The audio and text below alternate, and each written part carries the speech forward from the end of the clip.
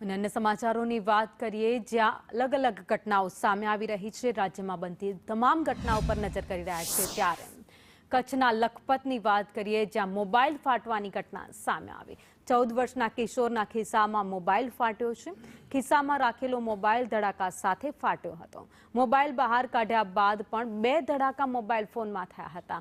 એટલે કે જે લોકો પોતાનો મોબાઈલ ફોન ખિસ્સામાં રાખે છે એ લોકો માટે આ મહત્વના સમાચાર છે। લાલ બત્તી સમાન કિસ્સો છે જ્યાં લોકોએ ધ્યાન રાખવાની જરૂર છે। બાળકોને ફોન આપો છો ત્યારે પણ ખાસ ધ્યાન રાખવાની જરૂર છે કારણ કે ઘટના સામે આવી છે। આ કોઈ પહેલો બનાવ નથી જ્યાં મોબાઈલમાં બ્લાસ્ટ થયું હોય, ધડાકો થયો હોય। અત્યાર સુધીમાં આવા અનેક બનાવ બની ચૂક્યા છે। જ્યારે તમારો મોબાઈલ ફોન ચાર્જિંગમાં છે ત્યારે પણ તે તમારાથી દૂર રાખો એ જરૂરી છે। જો તમારો ફોન ગરમ થાય છે તો એને તમે પોતાની પાસે ન રાખો, થોડીક વાર માટે એને તમારાથી થોડો અલગ મૂકી દો, થોડો દૂર રાખી દો, જ્યાં કોઈ અવર જવર ના હોય એવી જગ્યાએ રાખી દો કારણ કે આવા કિસ્સાઓમાં મોબાઈલમાં બ્લાસ્ટ થવાની ઘટનાઓ બની શકે છે।